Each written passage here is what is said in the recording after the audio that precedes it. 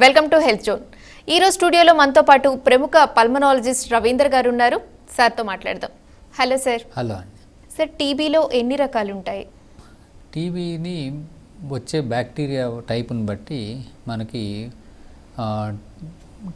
Typical TB, atypical TB అని అంటారు.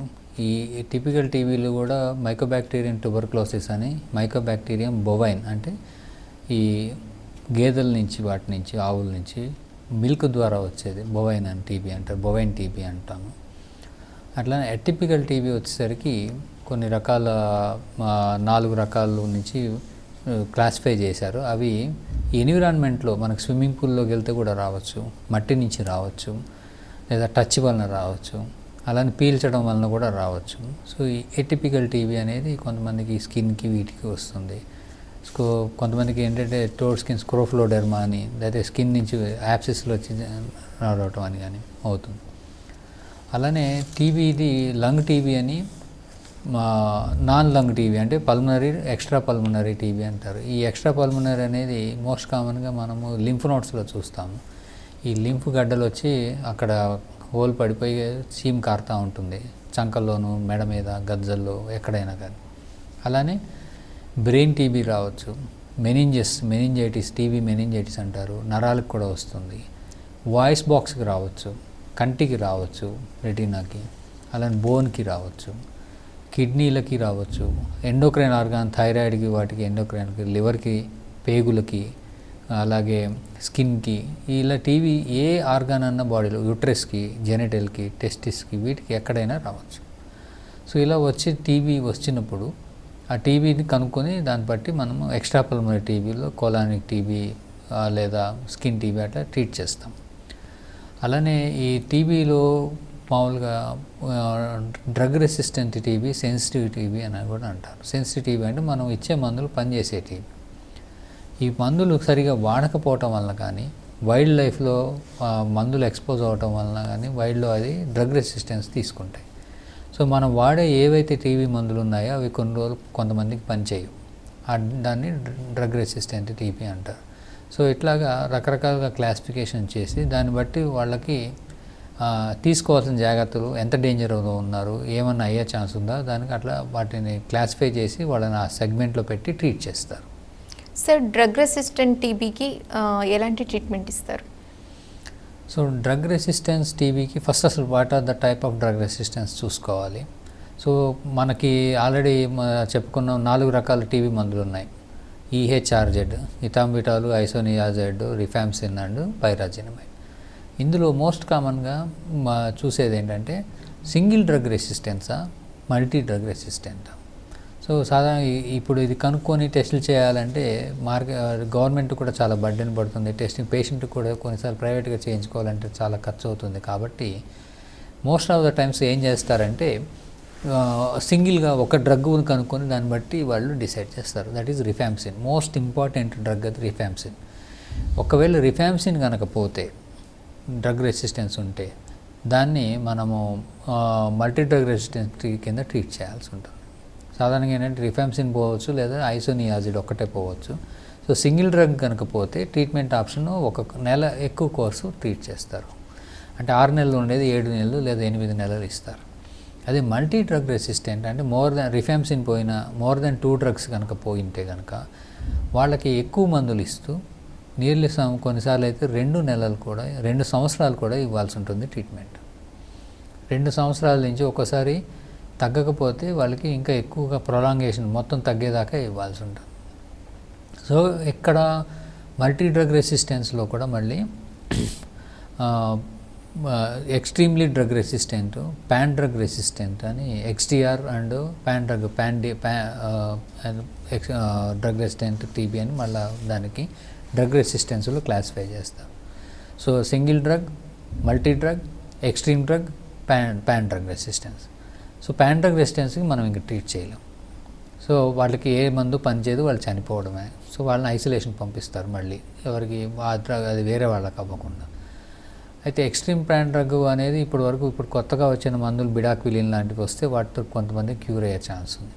Extreme drug అంటే ఈ ఉన్న చాలా వరకు మందులు పోయి ఎక్కడో ఒక డ్రగ్ బతుకుంటుంది, 2 డ్రగ్గులు. సో వాళ్ళకి న్యూ మెడిసిన్స్ ఏవైనా ఉంటే వాటిని యాడ్ చేసి వాళ్ళని ఒక్కోసారి 3 సంవత్సరాలు 4 సంవత్సరాలు కూడా ట్రీట్ చేయాల్సి వస్తుంది ఎక్కువగా పోయేదాకా.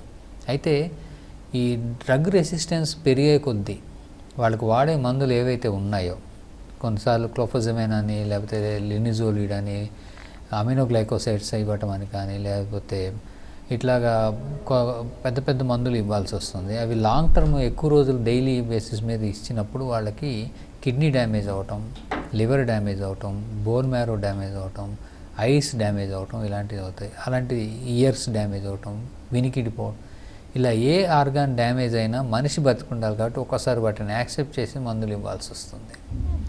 సో ఇలాంటి ప్రాసెస్లో ఉన్నప్పుడు డ్రగ్ రెసిస్టెన్స్ అనేది రాకుండా ముందు నుంచే చూసుకోవాలి. అయితే దీని గురించి ఇంత మాట్లాడుతున్నాం కదా, అసలు డ్రగ్ రెసిస్టెన్స్ ఎంత ఉంది ఇండియాలో? మనకి ఇండియాలో ఏంటంటే 16% దాకా నుంచి 20% of all TB cases drug రెసిస్టెన్స్లో, అంటే ఎక్కువ ఉన్నాయి, సిగ్నిఫికెంట్. సో చాలా కేసెస్లో ఈ డ్రగ్ రెసిస్టెన్స్ అనేది బయటపడుతుంది కాబట్టి వాటిని ట్రీట్ చేయడానికి అయ్యే ఖర్చు కానీ, ప్రాణానికి ప్రాబ్లం రావటం కానీ, కాంప్లికేషన్స్ కానీ ఎక్కువ ఉంటాయి కాబట్టి డ్రగ్ రెసిస్టెన్స్ కేసెస్ని ముందే రూల్ అవుట్ చేసుకోమంటారు గవర్నమెంట్ ప్రోగ్రాంలో.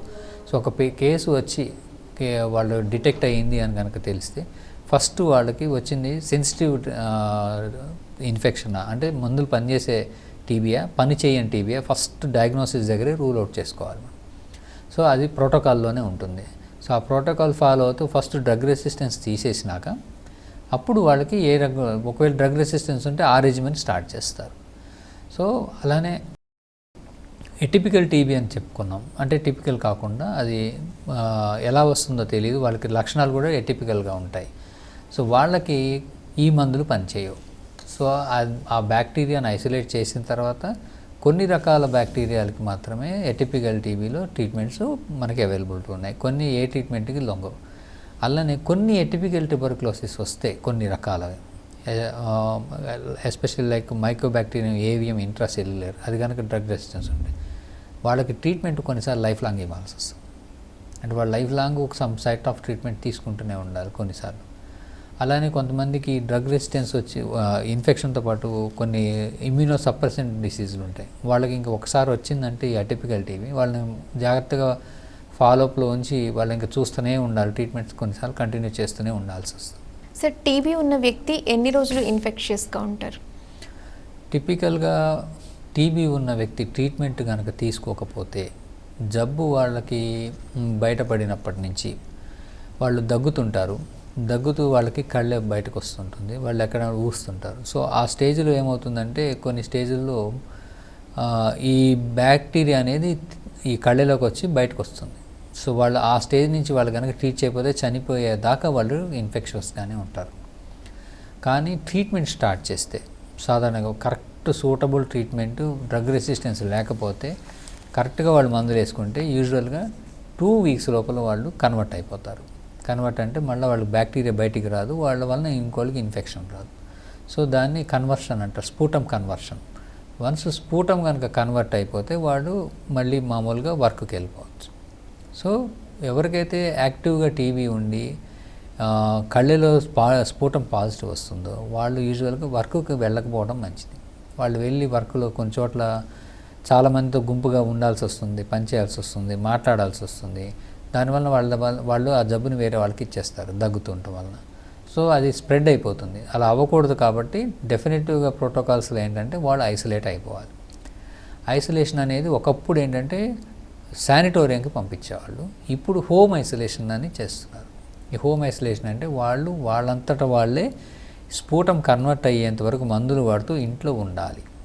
అంటే ఇంట్లో ఉండటం అంటే సెలవు తీసుకున్నట్టుగా అన్నీ పక్కింటికి వెళ్ళటం, షాపింగ్కి వెళ్ళటం, తిరగటం కాదు. ఐసోలేషన్ అంటే స్ట్రిక్ట్ ఐసోలేషన్, వాళ్ళు ఆ గదిలోంచి బయటికి రావద్దు, దాన్ని ఐసోలేషన్ అంటారు. ఐసోలేషన్లో ఉంటూ మందులు వాడుతూ వాళ్ళకి స్ఫూటం టెస్ట్ చేయాలి. సో 10 రోజులకి 14 డేస్కి చేసి చూస్తారు. 14 డేస్కి చేసినప్పుడు స్ఫూటం కన్వర్ట్ అయితే నెగిటివ్ వస్తే వాళ్ళు బయటకు వచ్చి మళ్ళీ వర్క్లో జాయిన్ అవ్వచ్చు.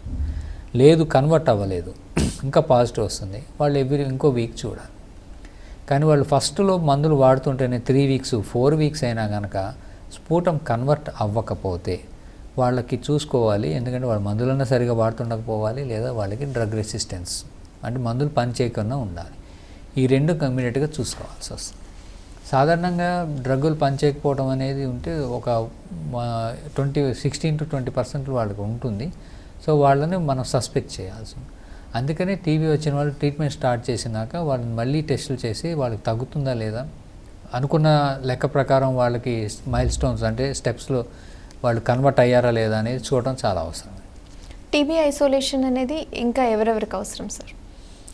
ఈ ఐసోలేషన్ అనేది సాధారణంగా ఈ పబ్లిక్ వర్క్ చేసే వాళ్ళకి, లేదా ఇప్పుడు ఐసోలేషన్లో ఉన్నప్పుడు వాళ్ళకి ఎవరైతే వాళ్ళకి కాంటాక్ట్ అయ్యారో వాళ్ళ ఇళ్లలో వాళ్ళు జాగ్రత్తలుగా ఉండాల్సి వస్తుంది. వాళ్ళకి ఎవరికైనా లక్షణాలు ఉంటే ఐసోలేషన్ చేస్తారు. సాధారణంగా ఐసోలేషన్ అనేది ఎక్స్ట్రా పల్మనరీ టీబీకి చెప్పం. సో అంటే ఇప్పుడు మెనింజైటిస్ వచ్చింది, ట్రీట్మెంట్ వాళ్ళకి అవసరం.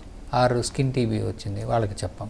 అలానే బోన్ టీబీ వచ్చింది, వాళ్ళకి చెప్పం. కానీ ఓన్లీ పల్మనరీ టీబీ ఎవరికైతే ఎక్కువగా వచ్చి వాళ్ళకి స్ఫోటం ఎక్కువ వస్తుందో వాళ్ళకి మాత్రమే ఈ ఐసోలేషన్ అనేది కంపల్సరీ అవసరం. మిగతా వాళ్ళకి వేరే టీబీలకి అవసరం లేదు.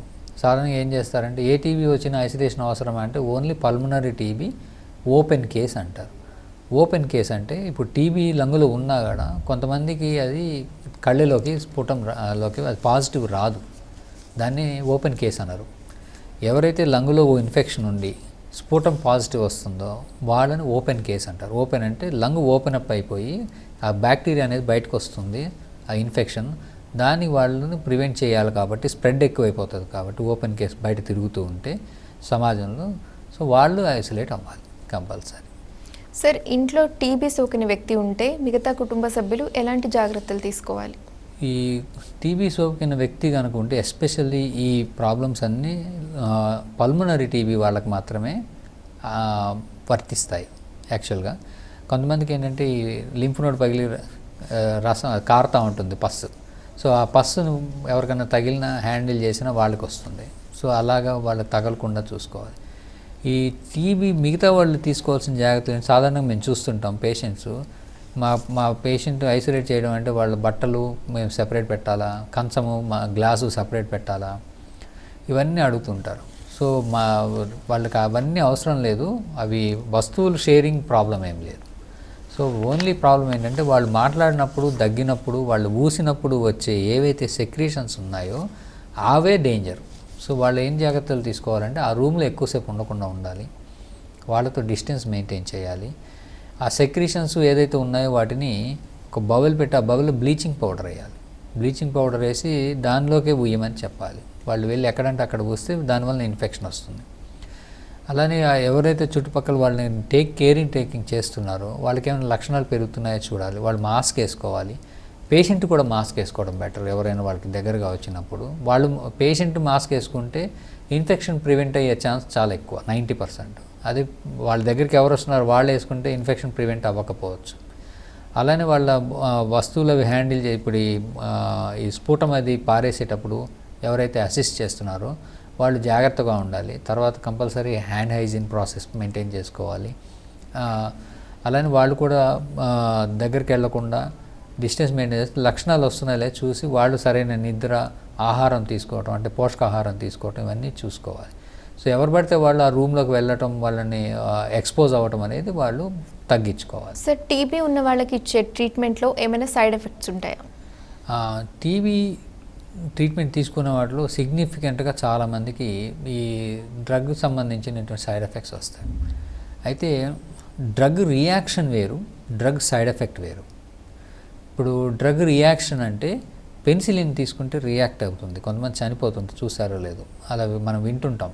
సో వికటించి చనిపోయారు, ట్రీట్మెంట్ డ్రగ్ రియాక్షన్. దాని డ్రగ్ రియాక్షన్ అనేది వస్తే టీబీ మందు, ఆ మందు మళ్ళీ వాడకూడదు.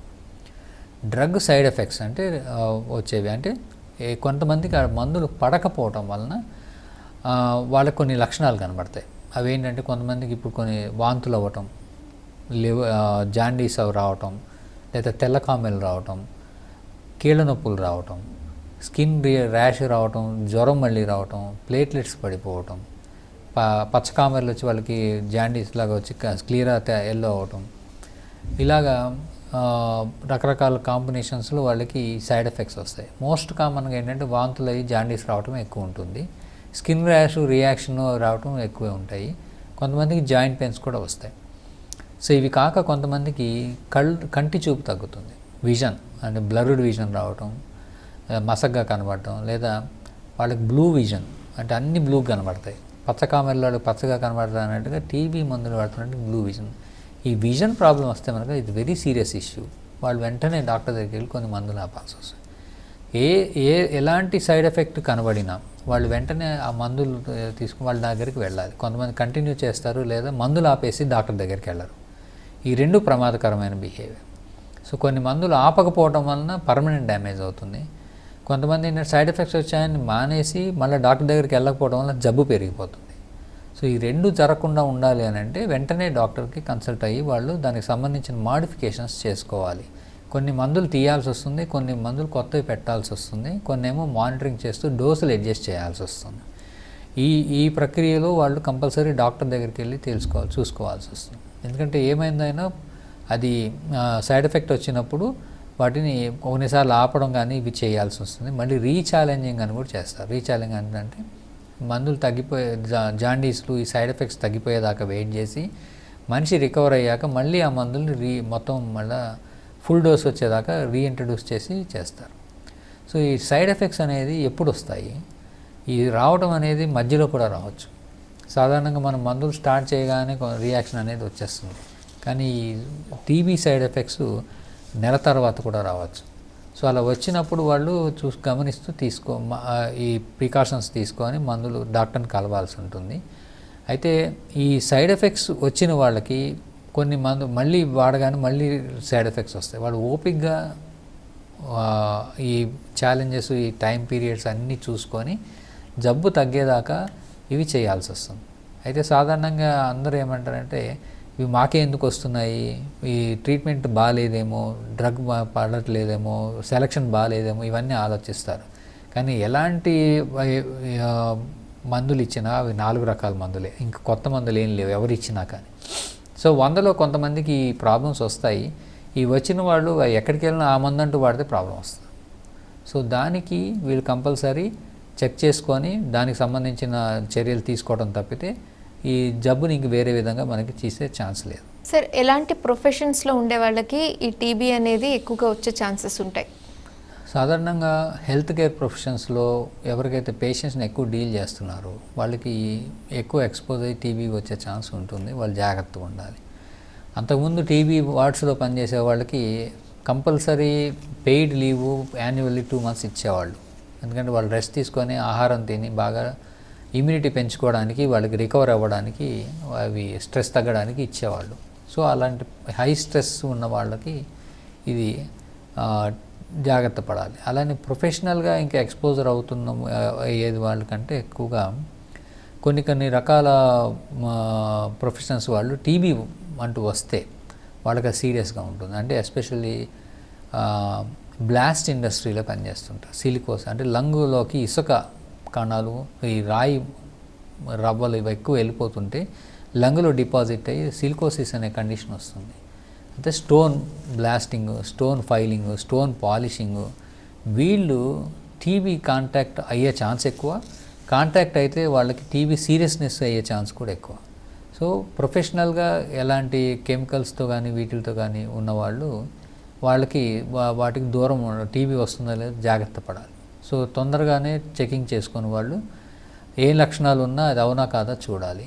అలానే వాళ్ళ టీంలో పనిచేసే వాళ్ళు ఎవరైనా దగ్గుతుంటే వాళ్ళకి అలా టీబీ ఉందో లేదో చూసి వాళ్ళని ఐసోలేట్ చేయించాలి. ఎందుకంటే వాళ్ళతో పాటు వీళ్ళు పనిచేస్తే వీళ్ళు కూడా అదే ప్రొఫెషన్లో ఉంటారు కాబట్టి తొందరగా ఎఫెక్ట్ అయ్యే ఛాన్స్ ఉంటుంది. అలానే ఏ ప్రొఫెషన్లో అయితే లంగ్ డ్యామేజ్ ఎక్కువ ఉంటుందో, అంటే ఇప్పుడు ఇండస్ట్రీస్లో కొన్ని ఎక్కువ డస్ట్కి, కెమికల్స్కి వాటికి ఎక్స్పోజ్ అయ్యి లంగ్ వాళ్ళకి ప్రాబ్లం ఎక్కువ అవుతుంది. సో వాళ్ళకి టీబీ లాంటి ఇన్ఫెక్షన్ తొందరగా వాళ్ళకి అక్కడ సర్వైవ్ అయ్యే ఛాన్స్ ఎక్కువ ఉంటుంది. అంటే వాళ్ళ ఆ ప్రదేశంలో ఉండదు కానీ ఆ లంగ్ తొందరగా తీసుకుంటుంది. సో ఫ్యూచర్లో వాళ్ళు జాగ్రత్తగా ఉండాలి.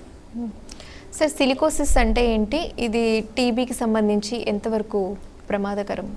సిలికోసిస్ అంటే ఎప్పుడైతే మనకి కొంతమంది ఈ శాండ్తో పనిచేస్తూ ఉంటారు, కొంతమంది స్టోన్ పాలిష్ చేస్తే ఆ స్టోన్ పౌడరు మనకి లంగులోకి వెళ్తుంది. అక్కడ ఇప్పుడు మనం చూస్తాం ఇంట్లో గ్రానైట్ పాలిష్ చేసి ఇల్లంతా దుమ్ములు వేసిపోతుంది. అక్కడ పనిచేసేవాడు అలా చేస్తున్నప్పుడు రోజు ఎక్స్పోజ్ అవుతారు. ఇప్పుడు మనకి కంకర్ వస్తుంది, స్టోన్ క్రషింగ్. ఈ స్టోన్ క్రషింగ్ దగ్గర దుమ్ములు వేస్తుంది. వాళ్ళు దుమ్ము ఇప్పుడు లేకుండా వాటర్ స్ప్రే చేస్తారు, చేయకుండా ఒకప్పుడు చుట్టుపక్కల రూమ్ ఆ వీధంతా దుమ్ము పడిపోతుంది. ఆ దుమ్ము పీలిస్తే సిలికోసిస్ అనేది వస్తుంది. కొంతమంది ఇప్పుడు స్కల్ప్చర్ శిల్పాలు చెక్కుతారు, వాళ్ళు ఇప్పుడు మోటార్ పెట్టి శిల్పాలని కార్వింగ్ చేస్తుంటారు. ఆ కార్వింగ్ చేసేటప్పుడు వాళ్ళు ఆ మాస్క్ N95 మాస్క్ పెట్టుకోకపోతే ఆ సిలికా వెళ్ళిపోతుంది. ఇలా రిపీటెడ్గా సంవత్సరాల తరబడి ఈ స్టోన్ డస్ట్ ఎంతైతే మన లంగులోకి వెళ్ళిపోయి కూర్చుంటుందో అలాంటి వాళ్ళకి సిలికోసిస్ అని ఎక్కువగా డెవలప్ అవుతుంది. అలానే గనుల్లో పనిచేసే వాళ్ళకి కోల్ వర్కర్స్ నిమోకోనియోసిస్ అని కూడా, కోల్ ఎక్కువగా వెళ్ళిపోతే దానికి కూడా ఇలాంటి లంగ్ డిపాజిట్ డ్యామేజ్ అవుతుంది. ఆ కోల్ వర్కర్స్ నిమోకోనియోసిస్ ఉన్న వాళ్ళకు కూడా టీబీ తొందరగా రావచ్చు, అది సీరియస్ కూడా అవ్వచ్చు. అలానే ఎవరికైతే ఇట్లా ఎక్కువగా సంవత్సరాల తరబడి సిలికోసిస్ వెళ్ళిపోతే వాళ్ళ సిలికాన్ డస్ట్ వెళ్ళిపోతే వాళ్ళకి లంగ్లోకి ఒక కండిషన్ వస్తుంది, దట్స్ కాల్డ్ సిలికోసిస్. ఈ సిలికోసిస్ ఆన్సెట్ అయిన వాళ్ళకి ఆయాసం రావటం, ఎప్పుడు దగ్గటం, ఎప్పుడు బ్లడ్ పడుతుండటం లేదా కళ్ళి పట్టడం జరుగుతుంది. ఇలాంటి కండిషన్ ఉన్న వాళ్ళకి టీబీ కనుక సోకితే సిలికోసిస్, ఆ సిలికోసిస్ అనేది లంగ్లో కొన్ని లింఫ్ నోడ్స్ చుట్టూ షెల్ లాగా ఫామ్ అయిపోయి అందులోకి యాంటీబయాటిక్ వెళ్లకుండా ఆపేస్తుంది. ఈ ఆపేయటం వలన ఈ సిలికోసిస్ వాళ్ళకి ట్రీట్మెంట్ చేయడం కూడా కష్టం అవుతుంది. సో టీబీ అనేది సోకితే వాళ్ళకి తొందరగా స్ప్రెడ్ అయిపోయి తొందరగా వాళ్ళకి సీరియస్ అయిపోయే ఛాన్స్ ఎక్కువ ఉంటుంది. సో సిలికోసిస్ ఉంటే టీబీ స్పీడ్గా స్ప్రెడ్ అవ్వటం, టీబీ తొందరగా రావటం, టీబీ లాంటివి జరుగుతుంది. సో సిలికోసిస్కి టీబీకి రిలేషన్షిప్ అది. సో వాళ్ళు కొంచెం జాగ్రత్తగా ఉండాలి. సార్, హెచ్ఐవి ఉన్న వాళ్ళకి టీబీ వచ్చే ఛాన్సెస్ ఎక్కువగా ఉంటాయా?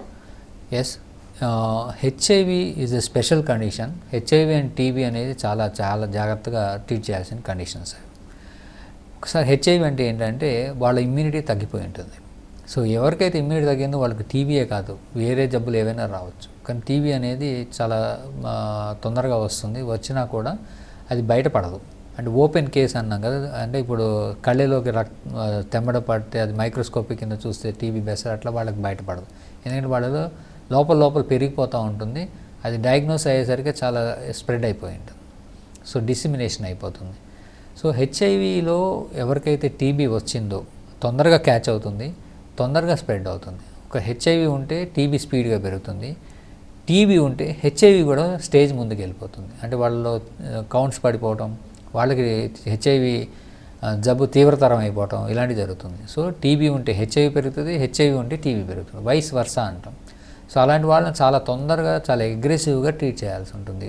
సో హెచ్ఐవి ఉన్న వాళ్ళు కనుక టీబీ వస్తే వాళ్ళు కంపల్సరీ ఎక్కువ రోజులు పూర్తిగా నయమయ్యేంత వరకు వాళ్ళు దాన్ని ట్రీట్ చేసుకోవాలి, లేదంటే వాళ్ళు తొందరగా చనిపోయే ఛాన్స్ ఉంటుంది. సో వాళ్ళు ఆ రెండు జబ్బులకి మధ్య రిలేషన్షిప్ అలా ఉంటుంది. సార్, టీబీ ట్రీట్మెంట్ అనేది కాస్ట్లీయా లేదంటే అందరూ బేర్ చేయగలిగేదా?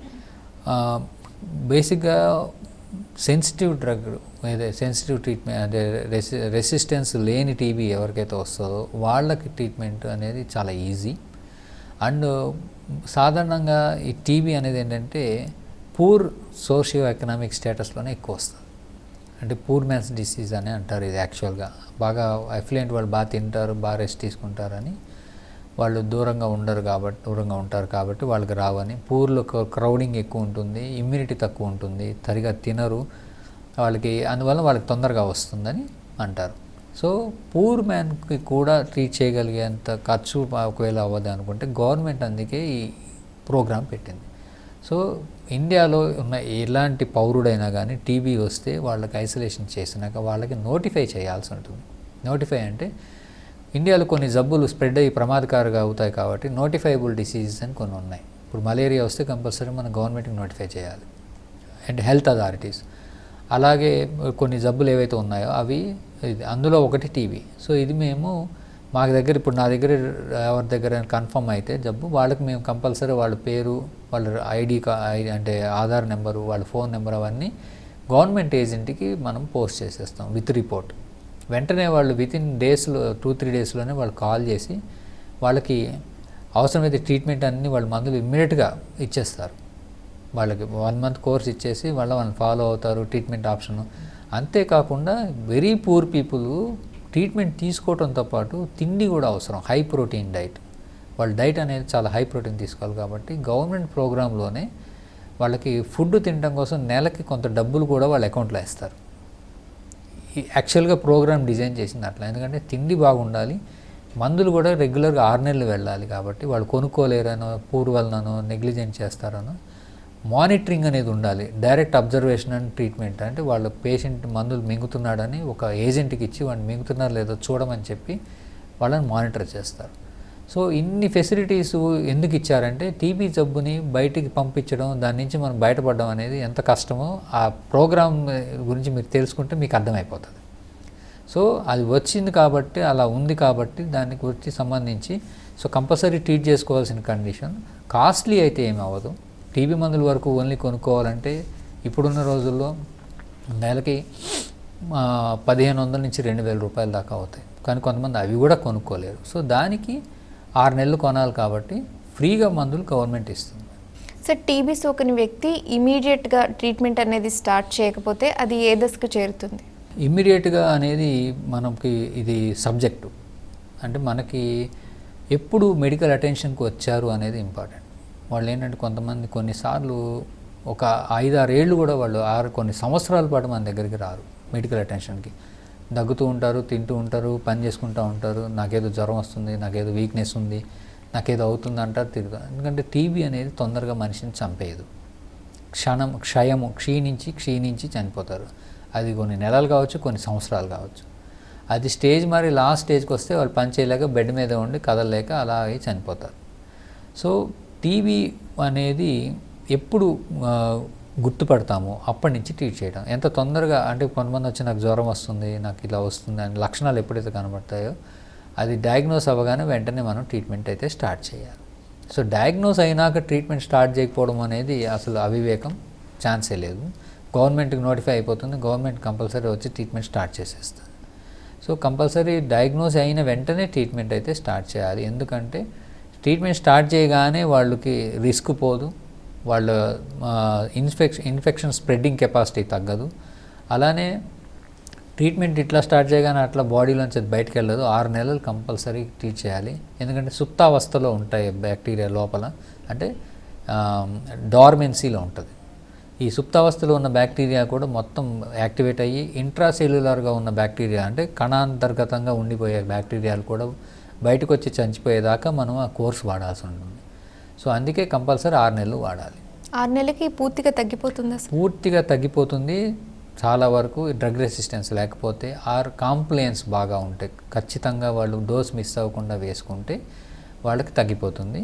క్యూర్ అయిన వాళ్ళు మళ్ళీ దాదాపు నార్మల్ వాళ్ళతోనే సమానం. మళ్ళీ మందులు వాడాల్సిన అవసరం లేదు, మళ్ళీ వస్తుందనే భయం ఉండదు. అన్లెస్ అదర్వైజ్ వాళ్ళు ఇమ్యూనిటీ తగ్గిపోయి మళ్ళీ ఇన్ఫెక్ట్ అయితే తప్పితే వాళ్ళకి మళ్ళీ ఫ్యూచర్లో ఒకసారి ట్రీట్మెంట్ అయిపోయిన తర్వాత మళ్ళీ అసలు ఫ్యూచర్లో వచ్చే ఛాన్సెస్ ఇంకా వస్తుంది.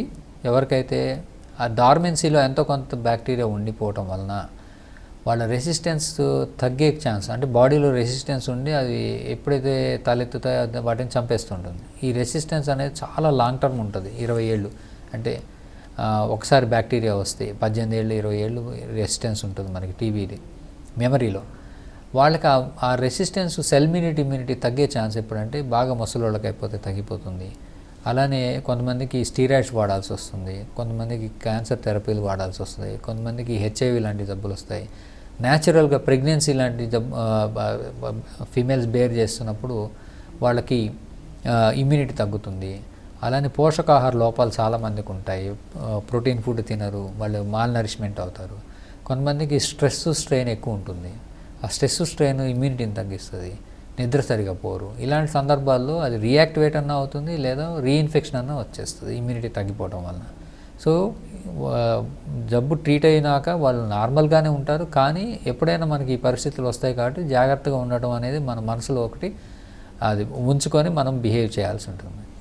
సార్, టీబీ అనేది ఏ వయసు వారికి ఎక్కువగా వచ్చే ఛాన్సెస్ ఉంటాయి? పిల్లల్లోనా, వృద్ధుల్లోనా, మధ్య వయసు వారితో? అది వయసుకి సంబంధం లేదు, ఏ వయసుకైనా ఈక్వల్గానే వస్తుంది. ఎవరైతే హై రిస్క్ ఎక్కువ ఎక్స్పోజ్ అవుతారో వాళ్ళకి వస్తుంది, ఎవరికైతే రిస్క్ ఫ్యాక్టర్స్ ఉంటాయో వాళ్ళకి ఎక్కువగా వస్తుంది.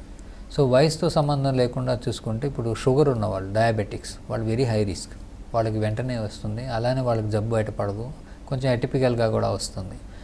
అలానే కొంతమందికి ఇప్పుడు సిగరెట్, సిఓపిడి వాళ్ళకి ఇన్ఫెక్షన్ వచ్చే ఛాన్స్ ఎక్కువ ఉంటాయి, లంగ్ డ్యామేజ్ ఉన్నవాళ్ళు. అలానే కొంతమంది ఈ హెచ్ఐవి ఉండటం వల్ల కానీ, ఈ ఇమ్యూనోసప్రెసివ్స్ వాడటం వల్ల కానీ వాటికి ఎక్కువగా వస్తుంది. సో ఏజ్కి అయితే మాత్రం అట్లాంటి సంబంధాలు ఏమీ లేవు, ఎవరికైనా రావచ్చు.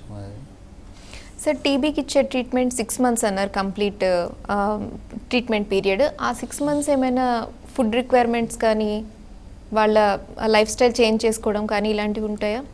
లైఫ్ స్టైల్ చేంజ్ అనేది పెద్దగా అవసరపడదు, అన్లెస్ అది వాళ్ళు ఐసోలేషన్కి వెళ్ళాల్సి వస్తే ఆ 2 వారాలు 3 వారాలు. అదర్వైజ్ వాళ్ళు అన్ని పనులు చేసుకోవచ్చు, డిపెండింగ్ ఆన్ వాళ్ళ కెపాసిటీ, అంటే శక్తిని బట్టి. అంటే ఇప్పుడు కొంతమంది వీక్నెస్ పని చేయలేక వాళ్ళ డ్యామేజ్ అయిన బట్టి ఉంటుంది. అదర్వైజ్ డ్యామేజ్ ఏం లేకపోతే వాళ్ళకి అన్ని చేసుకోవచ్చు. అయితే ఫుడ్ విషయానికి వచ్చేసరికి వాళ్ళు హై ప్రోటీన్ డైట్ తీసుకోవాలి. హై ప్రోటీన్ అంటే మాంసకృతులు ఎక్కువగా తీసుకోవాలి, కంపల్సరీ అది.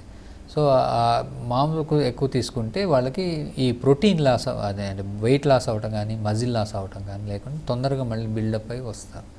అలానే హై ప్రోటీన్ డైట్ తీసుకుంటే వాళ్ళకి ఇమ్యూనిటీ తొందరగా, అంటే మన ఇమ్యూనిటీ అనేది డైరెక్ట్ ప్రోటీన్స్. సో ఈ టీబీ అనేది దానికి రిలేటెడ్ ఉంటుంది కాబట్టి రికమెండెడ్ ఏంటంటే హై ప్రోటీన్ డైట్ డైలీ తీసుకోవాలి. సో ఆ డైలీ హై ప్రోటీన్ అంటే ఏంటి, యూజువల్గా ఏంటంటే అందరూ నాన్ వెజ్ అనుకుంటారు. It is not. At least boiled egg, milk and pulses, ఇట్లా ఇవి తీసుకోవచ్చు. వెజిటేరియన్స్ అయితే సప్లిమెంట్ తీసుకోవచ్చు, త్రెప్టిన్ బిస్కెట్ లాంటివి అది తీసుకోవాలి కంపల్సరీ. సో హై ప్రోటీన్ అనేది బాడీలోకి ఎక్కువగా వాళ్ళు పెంచుకుంటూ వెళ్ళాలి. అయితే టీవీలో సాధారణంగా ఏమంటూ అవుతుందంటే వాళ్ళకి ఆకలి ఉండదు, తినలేరు.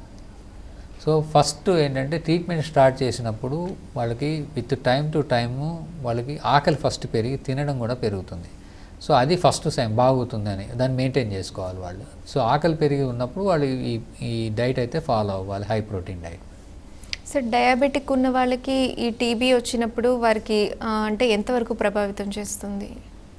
షుగర్ అనేది ఎప్పుడైతే అన్కంట్రోల్డ్ ఉంటుందో, so most of the times మేము ఇట్లా అటు ఇటు కూడా, అంటే కొంతమంది టీవీ అంటే సార్ మాకు దగ్గు వస్తుంది, కళ్ళె పడుతుంది, జ్వరం వస్తుందని వస్తారు.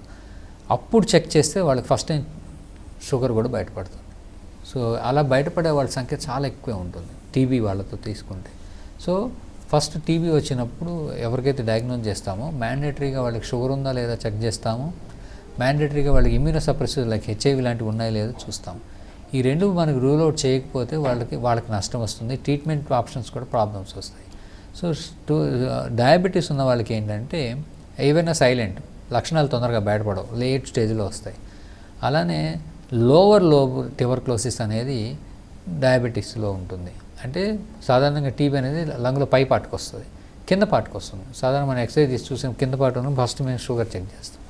సో యూజువల్గా ఇండియాలో ఏంటంటే షుగర్ అనేది కాంపోనెంట్ ఎక్కువగా ఉంది కాబట్టి మనకు చాలామందికి ఉంటుంది కాబట్టి ఈ షుగర్ ఉన్న వాళ్ళు కంపల్సరీ ఇమ్యూనిటీ తక్కువ ఉండటం, షుగర్ ఎక్కువైపోతే వాళ్ళకి ఇమ్యూనిటీ పని చేయకపోవటం, షుగర్ ఎక్కువగా ఉండటం వల్ల బ్యాక్టీరియాకి అది ఫుడ్గా పనిచేసి బ్యాక్టీరియా ఇన్ఫెక్షన్స్ ఎక్కువగా బాడీలో పెరగటం ఇవన్నీ బాగా ఎక్కువ ఉంటాయి కాబట్టి షుగర్ కంపల్సరీ కంట్రోల్లో పెట్టుకోవాలి.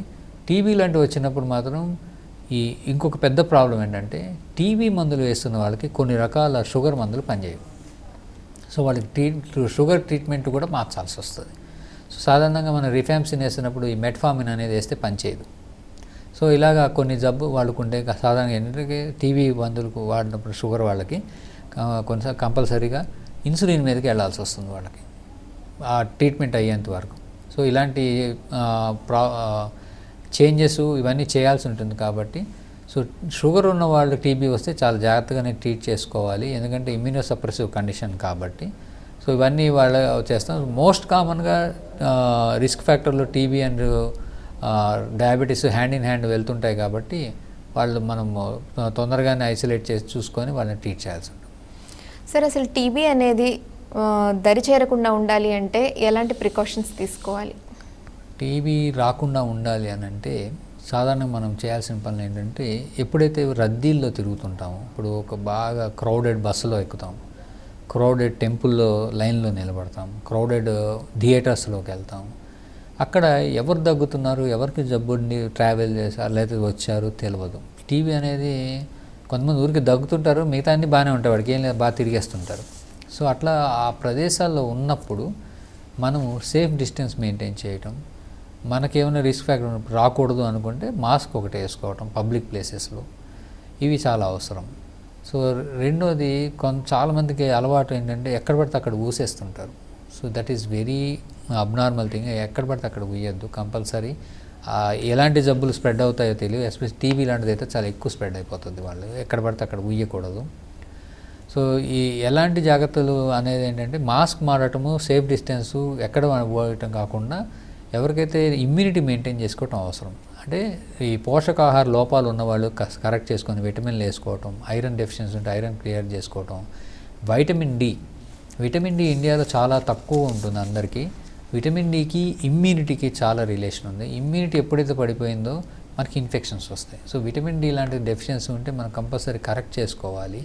అలానే మనకు సరైన నిద్ర, సరైన ఎక్సర్సైజ్, వ్యాయామం, పోషకాహారం, బ్యాలెన్స్డ్ డైట్, ఈ 3 తీసుకున్న వాళ్ళకి ఇమ్యూనిటీ మెయింటైన్ అయితే వేరే రిస్క్ ఫ్యాక్టర్స్ లేకపోతే మనకి టీబీ వచ్చే ఛాన్స్ తక్కువ. సార్ చాలామందికి డిసీజెస్ గురించి తెలిసినా వాళ్ళకి ఏ స్పెషలిస్ట్ని కలవాలి, వాళ్ళకి ఒక డిసీజ్ అని తెలిసినప్పుడు ఏ డాక్టర్ దగ్గరికి వెళ్ళాలనేది వాళ్ళకి తెలియదు.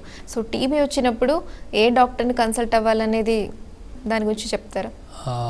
ఒకప్పుడు టీబీ వచ్చినప్పుడు అది ఎవరైనా ట్రీట్ చేయమని ఉండేది, ఎంబీబీఎస్ అనే ఎవరైనా ట్రీట్ చేయాలి.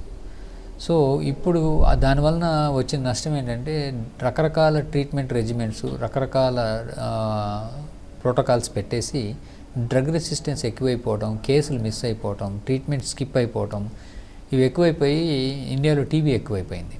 సో దానివలన గవర్నమెంట్ ఏం చేసిందంటే కంపల్సరీగా కేసు నోటిఫికేషన్ చేయాలి. సో డయాగ్నోసిస్ అంటూ అయినాక, డయాగ్నోస్ ఎవరైనా చేయొచ్చు, MBBS any specialist can diagnose TB.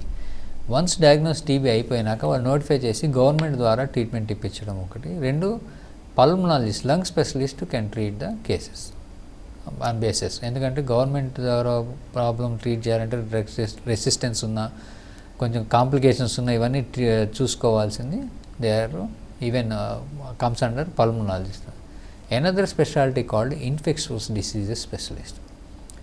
వాళ్ళు యాక్చువల్గా ఇన్ఫెక్షస్ డిసీజెస్ స్పెషలిస్ట్ అయితే యూజువల్గా వాళ్ళకి ఏంటంటే హాస్పిటల్లో ఉండే కేసుల వరకు చూస్తారు ఎక్కువ. సో కమ్యూనిటీలో వాళ్ళు ప్రాక్టీస్ చేయరు. సో ప్రాక్టీస్ చేయకపోవడం వల్ల లేకపోతే వాళ్ళు కేసు టేకప్ చేసి ఇన్ఫెక్షస్ డిసీజెస్ అంటే సంబంధించిన ట్రీట్మెంట్ వాళ్ళు చేస్తారు. కానీ వాళ్ళకి ఇంకా కమ్యూనిటీ అంటే కొంతమంది ఇంప్రూవ్ అయిపోయినాక వాళ్ళు ఓపీ బేస్డ్ బర్డెన్ ఎక్కువ ఉండి ఓపీ బేస్లో ఎక్కువ వస్తారు కాబట్టి యూజువల్గా క్లినిక్స్లో చూసే పల్మనాలజిస్ట్ కాబట్టి వాళ్ళు they can approach any pulmonologist, lung specialist and simultaneously apart from government sources, both దగ్గరికి వాళ్ళు వెళ్ళచ్చు. సార్ ఈ టీబీ గురించి చాలా విషయాలు ఒక అవగాహన కలిగింది ప్రోగ్రామ్ ద్వారా మా ప్రేక్షకులందరికీ. Thank you so much sir. Thank you.